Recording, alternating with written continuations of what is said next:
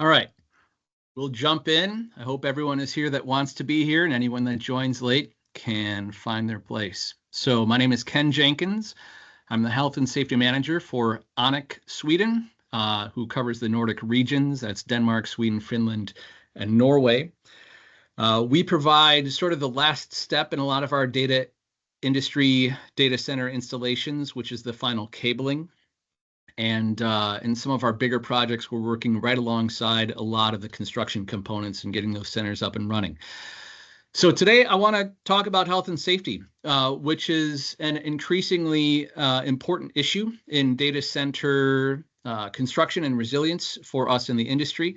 So the focus today, we'll talk about how we can proactively avoid the hidden costs and what those hidden costs are of a less than perfect, we'll never hit perfect, but less than ideal health and safety culture.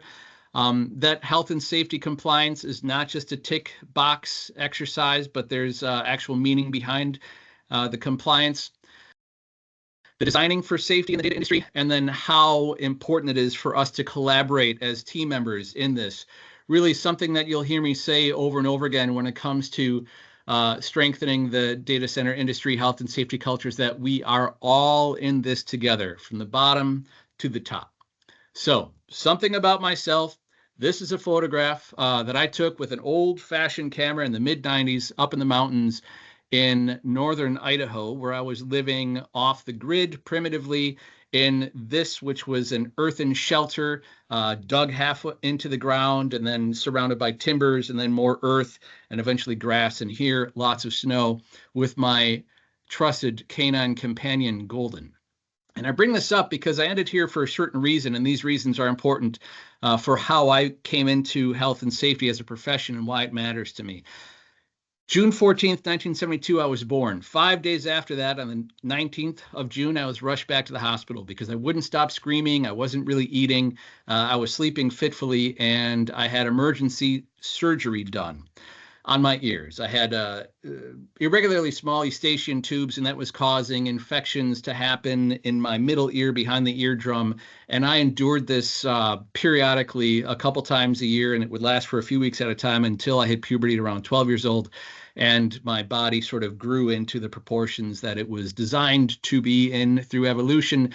But until then, I endured extensive periods of incredible pain, blinding pain, and that really impressed on me as a young developing human how fragile we are, how much suffering is difficult, and that I am sort of a being trapped in my own body, as we all are, and how important avoiding suffering and healing from that suffering can be. It gave me a penchant for philosophy and an interest in the meaningfulness of life. So I got into philosophy and I got into fine arts. And after finishing my bachelor degree in fine arts, I had an opportunity to live up here in the northern mountains of Idaho, which I did. And living here, I ate, as you would expect, living primitively, plenty of game, lots of mice, delicious, delicious mice, deer, rabbits, etc., living off the land, and then also eventually ordering in dried goods to feed myself. And I fell in love with the experience of appreciation of where water comes from, appreciation of having a roof over our heads, to have water that comes out of a tap instead of out of the ground, or I got it here, heat, electricity, etc. And the importance of that technology, and also the importance of the pristine wilderness in which I was living. And I wanted to be sure that someone with my values was somehow influencing the development of our progress, so to protect an area like this. And then I realized that that person with my values was me. So I went on to school to get my master's in urban planning. And this urban planning was all about data. If you had an idea that you wanted to legislate into law to help guide land use development, you needed to have data to back it up. It was not good enough to feel certain in your feelings, to have a very strong opinion. You needed to have data. So coupling these two things together, a passion for life, a desire to avoid suffering and to help others heal from suffering, the meaningfulness of life, because life is short, we're here and we're gone, so let's make it count and let's be here for what's important to us, and the importance of data. it kind of naturally led me into this world of health and safety. In 1931, there was a guy named, sorry, I'm having a bit of technical difficulties, of course. Well, there's a guy named William Heinrich, and he worked for an insurance company. And they were interested in avoiding the costs of a death. There were a lot of costs associated with a death. And so they investigated 75,000 accident reports. And Mr. Heinrich observed a pattern that arose. And this pattern showed that for every death, it was preceded by 10 serious accidents. And for those 10 serious accidents, that was preceded by 30 minor accidents, which were then preceded by 600 near misses. What's a near miss? It's when something happens that could have ended up as an injury or impact to property damage or the environment, but it was by sheer luck missed. So it's a near miss. And those are just as important to count, because by paying attention to those, we can avoid that actually turning into a minor or a serious accident or a death. And before all those near misses, thousands of unsafe acts or conditions that were observed and recorded. And before those, you have even more positive observations that can be the foundation of that pyramid. So we call these baddies that we want to avoid, from death, serious accidents, minor accidents, we call those lagging indicators. And the ones that we can control to avoid the lagging indicators, we call leading indicators. So this is called the safety triangle. And something to note here is that in high-risk activities, such as work at heights, work with electricity, or work in confined spaces, the ratio becomes less. This pyramid becomes a bit taller. And that includes a lot of the activities that we are engaged in the data center industry. So some of the hidden costs with health and safety, the reason we care about it are sort of three-pronged. Typically, we think about it. There's moral, legal, and financial obligations. As International Labor Organization member states, we have an obligation to follow the ILO standards in health and safety in all of our states, and that cascades all the way down to the level where we're working, and we each as industry members can sort of lead the way in demonstrating how we can achieve zero incidents by following the best standards available. So we have the iceberg scenario, and we're familiar with this, where there's the tip of the iceberg that maybe is just what's very visible and we see, and the bulk of the iceberg is often hidden. So the tip of the iceberg is what we would be able to financially quantify based on medical costs, wage indemnity, claims administration fees, damaged equipment, vehicles, and goods. And the hidden costs are the bulk of the iceberg. And these are the suffering of the victim and the families, the loss of production and quality, process interruption, impact on our yields, on what we're able to provide as part of our remit and contract, replacement of labor, the retraining that has to go into that, the overtime to compensate to help keep us on schedule when we've lost a person, the general liability costs and litigation, and perhaps the biggest and most difficult to quantify, the damage to our reputation, to our customer relationships, and our public image. So these are the things that are important, perhaps from a business perspective, to understand why health and safety matters in the industry. And there's a silver lining to this all. When we get it right, we get the gain of business excellence. So at the top of this triangle here, this is the iceberg in simple form. We've got those direct costs and the indirect costs that we just went over. And when we get this right, we can avoid those entirely and gain capable leadership, improve morale and organizational integrity, because people know that the company cares about their well-being and has controls in place to safeguard that. We have increased productivity and reliability because we can anticipate the risks on site. We can anticipate any actions by our clients or general contractors to make sure that we are prepared, smooth, and even demonstrating how it is best done. We have organizational resilience, where we want to attract and retain top talent, right? And when we establish ourselves as a health and safety leader, we can be successful in doing that. It doesn't change with new leadership once we have in place a strong health and safety culture. It doesn't change with business cycles either. And it contributes, and this is the bottom line, to a strong health and safety culture through demonstration. Now, when we talk about being beyond compliance and how we can move from a tick box approach to a more robust health and safety culture where everyone from designers, contracts, and operators feels this ownership, we're going to look at something from Dow Chemical that was created by a guy named Bradley that's called the Bradley Curve. And it's looking at various health and safety cultures and where we have known high injury rates and lowest injury rates. So we can see on the left here of this slide, we've got reactive safety culture. It's driven by instincts. This is where we have the confidence that if something happens, I'm going to be able to react and respond in a way quickly enough to avoid getting injured or creating property damage or environmental impact. And it's just based on instincts. Our goal is compliance with, not having any injuries. We're dependent on a safety manager to be there and enforce this stuff. And if they're not there, we're just going to go about our business on our instincts, and because of our confidence and superior ability, avoid injuries. This is a lack of management involvement, and it leads to the highest level of injury rates in the industries. So then we have the supervision dependent safety culture, and this is where we have now management commitment. We've got lots of rules and regulations that now all of our workforce needs to learn and apply in their tasks.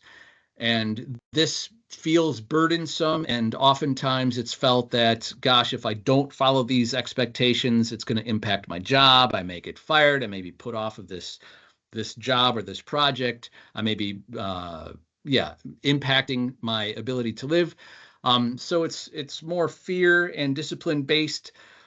There's supervisor control with an emphasis on the goal of no accidents. It does value all people equally, which is good, and does also require competency through training and demonstration of that competency. So this is the side that is the weaker side of a health and safety culture. We want to keep continuing over to the right to get to that area where all the things we've learned, all of these tools, these procedures, these best practices, all of the training really gets baked in. It just becomes a part of who we are and how we do the work. At this point, we wouldn't think of doing it any other way. It becomes routine. It becomes normalized. We've practiced it. So this is an independent safety culture. It relies on personal knowledge and commitment to the standards. It's internalized. It's my own personal value. It's a care for myself. It's born out of practices and habits, and is really a recognition of each individual's ability to be demonstrating and performing these best practices. That's really good, but there's a step better. We can see that here, moving from the self to the teams. We call this the interdependent safety culture. And here, we're not just watching out for ourselves, but we're watching out for each other. We've got the big picture in mind all the time. We recognize that we are not perfect. None of us are perfect. There will be human error. We are going to make mistakes. That's the most common cause in a root cause analysis of an accident or an incident, is human error coming into play there. So we know that, and we're in it together. We're all in this together. We're watching out for our brothers and sisters in our workforce, and we're supported by management up and down. We help others to conform. We're each other's keeper, our brother's keeper. It's a culture of contribution. There's a care for others. There's organizational pride, which I have seen reflected already in the teams that I've been working with. There's a real organizational pride. and we can build a strong health and safety culture by becoming an interdependent model. The difference you can see here divided on the one side, we've got external motivation compliance that are based on rules, procedures, and then we have internal motivation, which is because you have it in your heart. It's felt leadership, it's role modeling, it's influencing and engagement. It's the difference between doing it because I have to and doing it because I want to. So I'm going to give you a little mental exercise. I want you to be honest, follow along. This is from a book by Nobel Prize-winning economist Daniel Kahneman, and my history previously has been in the oil and gas and pharmaceutical industries. And Daniel Kahneman wrote a book called Thinking Fast and Slow that the oil and gas industries really adapted to demonstrate how the way our brains evolved through the course of our evolution has relied upon our ability to focus on certain discrete items at a time and miss the big picture. And so for this exercise, please join me in this. A bat and a ball costs 110 SEK in total. The bat costs 100 SEK more than the ball. How much does the ball cost? I'm not going to ask you to answer. You can if you want. But many people are going to say 10 SEK, right? Because 10 plus 100 is 110. And that's fast thinking. And the trick there is that when we think fast, we can get the answer wrong. That's why we want to rely on training. We want to rely on the data evidence-based. That's right, John. John guessed the right answer. We want to rely on the data-driven, evidence-based history of accidents so that we know what it takes to prevent harm, to prevent impact on property, on the environment. So the answer is 5. 5 SEK is what the ball costs. And the bat costs 100 more than that. That's 105, and 105 plus 5 is 110. That is an example of working on our instincts. That's an instinctual response, and if you were a sucker to this question like I was the first time I read it, it got me and it taught me, yeah, I can't really rely on that fast thinking. I do recommend the book, by the way. It's fantastic, and it's peppered with these sorts of examples that you, the reader, get to experience firsthand as you're reading the book, and it really drives home the message. So what are the tools we use to control risks? We have safe work plans, we have our safe plans of action, and overall governing all of the work we're doing. We may have a health and safety plan, or we may have something that we often use, which is called a RAMS, and that stands for Risk Assessment Method Statement. So a risk assessment method statement actually starts in reverse order. It starts with a method statement, and we're defining here in the method statement every single step that's going to happen in sequence in the work that we're going to engage in. And with every single one of those steps, we're going to be thinking about the hazards. What's the worst thing that can happen in this step? And how likely is that to happen? So we end up with a risk score. So we're looking at the likeliness. Is it very unlikely, unlikely, possible, likely, or very likely? And these can be used in different terms, but this is a 5x5 risk analysis matrix. And then for severity, is it negligible? Is it slight? Is it moderate? Is it high? Or is it very high, like a fatality? We multiply those two values together, and we end up with a risk score. So if you have seen this before and you didn't quite know what it means, this is what it means. This is what goes behind those thoughts. And remember, it's not just the likeliness of something happen and the likely outcome. It's always the most severe outcome. Because when we're looking at big numbers and we want to put in place controls to avoid the random accident that could happen, because an accident is an accident. It's not done intentionally, of course. We want to have controls for the worst case scenario. How do we put those controls in place? We apply something called the hierarchy of controls. The acronym I like to use is easy peasy. I add the C at the end just to get the easy peasy part in there. Most often you may just see these in 5 steps, but this is a hierarchy. So these always begin with identifying a situation where there's a hazard identified associated with that task or situation, and how we can control that hazard. We first want to think, can we eliminate the hazard? Can we eliminate? Recently, I did a survey of a workplace where we're working on a high roof, which was an addition to an existing roof. The existing roof had collective protection, a 1.5-meter high wall around the edge. That was great. It gives you a fairly good working surface depending on weather. And then there was an addition of a new roof on top of that, which gave you another story. And that did not have collective protection on it. And on 3 sides of that roof, you could fall 5 stories down. In order for us and our colleagues in the workforce to do any work up there, it would need to have either collective protection built in, which would take time and cost and include its own risks, or to have some reliable anchor points built in, and then all the PPE and training that goes with working with a harness and a fall restraint or fall prevention system. Or we could eliminate having to work on that extended roof altogether and offer some other alternatives, which is what we did as a health and safety review, and it's what the client adapted, and that was a great example of how health and safety consideration can influence design for a win. If you cannot eliminate it, can you substitute it with something which is less hazardous? If we can substitute it with something less hazardous, then we're already being safer. Then we go down the line of engineering controls. These are built physical constraints to provide a barrier between a person and the hazard. Administrative controls, which are things like training, behaviors, procedures, or just signage, do not cross, stay away, this sort of thing. It relies on behaviors, administrative controls. Finally, and last in line is PPE. Just because you put on all your personal protective equipment doesn't make you a superhero. It is the last thing in line. Before that, you have to do all of these things, starting with elimination. And then finally, the C. From the oil and gas industry, they call it chronic unease. That sounds kind of like a disease, so I like to think of it as consciousness of safety. And that means thinking, what am I about to do? What are the steps I'm about to take? What are the worst possible outcomes of those steps? Just like we talked about in the previous slide.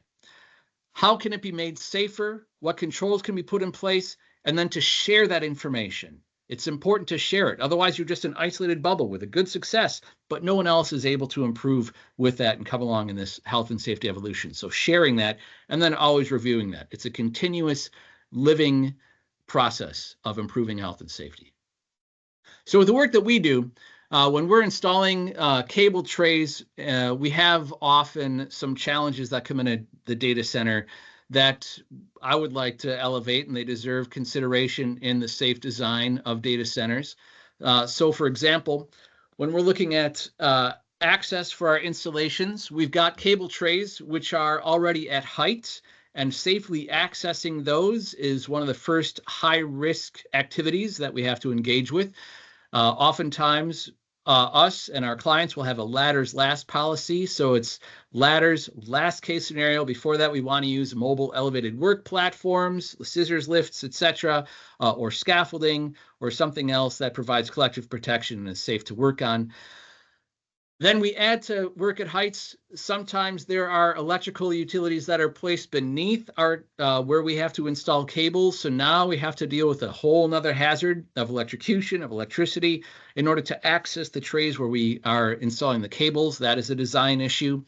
There are fire suppression systems like argon gas tubes that can be quite large and installed in the wall. And so now if we have a mobile elevated work platform on wheels and we're trying to safely access these cable trays at height, we can't position ourselves in a safe way to get there because there are fire suppression systems which are blocking access. And so in that case, we would often look to install scaffolding. Power supply, when we're looking at power cabinets, are they updated? Is the equipment built with redundancies, quick timers for fail safes and fuses? Does it have blast shields to prevent, in the case of an arc flash explosion, the dispersion of that force away from an operator? Yeah, have we thought all these things through? Then we've got evaluation procedures when it comes to emergency evacuation.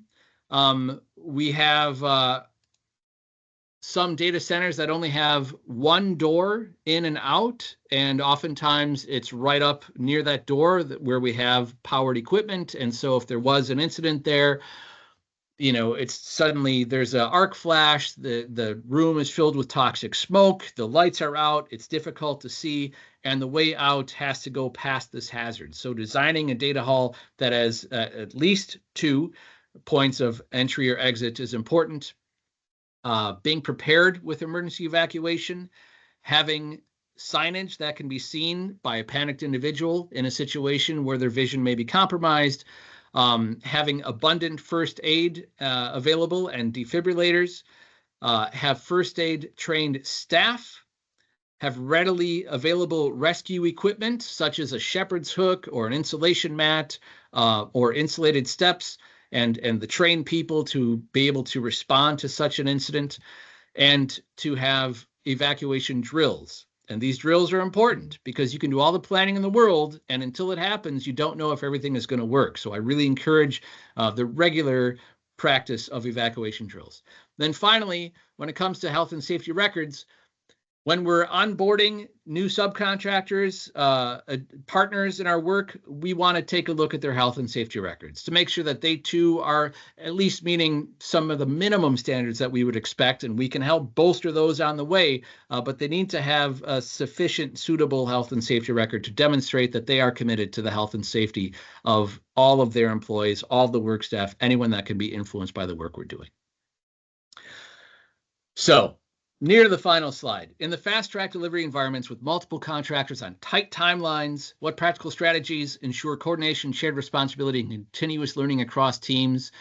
A big one for us, because we're often the last in line when it comes to building the data centers, is the installation of cables. There are hard and fast deadlines set at the beginning of the project by the client. And we are working against the accumulated deadlines or missed deadlines of all the work that precedes us. So as each deadline may be missed by a few days, a week, etc., that's compiled up to the end of the project. So it squeezes the work that we're doing and forces us to be not rushed, but to probably overstaff or staff sufficiently, which is going to be a lot of people working long hours to get the job done in time. We've been able to do that so far, but it is a stress on people. Mental health is a big, important aspect of health and safety, and it's something that can be avoided in planning and communicated throughout the process, and is very much worth mentioning.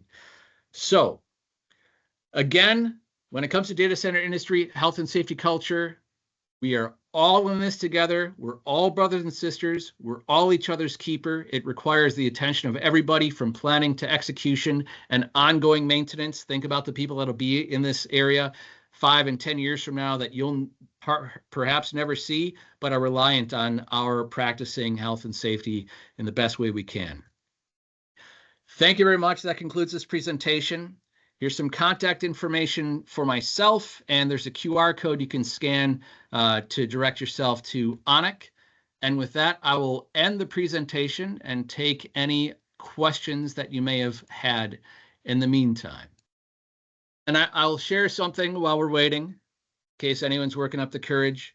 I drink water and sometimes tea out of this mug. This is a mug from a project where, with a great, this was a Winthrop project. Call out to Winthrop for doing a great job as a general contractor. They achieved an absolutely amazing 5 million hours of work without incident. And that's incredible. So here's a question. How do you use near-miss reporting to foster a culture of continuous safety improvement in data centers? That's a fantastic question. I can look to the example I just brought with this mug of achieving 5 million hours safely worked. There is a regular reporting tool that's used to report any unsafe acts or conditions or near misses or actual incidents. And this is called Don't Walk By on Winthrop, and it's a key performance indicator, KPI, measured on a weekly basis, and that report is going out to all of the subcontractors who are engaged in that project. That project has had, currently I think it's a little over 1,000. It's had up to 2,000 folks at the same time. It's a very dynamic, active site, And it's extremely well controlled, and not because it's easy, but because it's difficult and there's commitment there, and they're doing a job well done. So the way that you can use near misses to avoid accidents is to have a reporting tool, so that anybody anywhere that's walking by and observes an unsafe act or condition that could lead to a near miss or an accident, or observes a near miss where it was a close call and mere luck that someone wasn't hurt, that property wasn't damaged, that there wasn't impact to the environment, that needs to be reported on that tool. And then the health and safety team will give special focus to that and probably end up elevating a campaign based on that issue so that everybody's attention is brought to it. Again, this is sharing. It's so important. One person can see something and they report it, and then that is shared throughout the organization so everybody can benefit from that. That was a great question. Thanks. I hope I answered that adequately. Okay.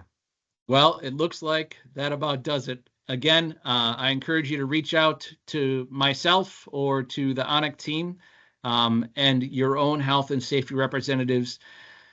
This data industry culture for health and safety has some evolution room to grow into, and it's going to take all of us together to do that. So I just encourage all of us to always be paying attention to health and safety along with everything else that we're focusing on. Thank you very much, everybody.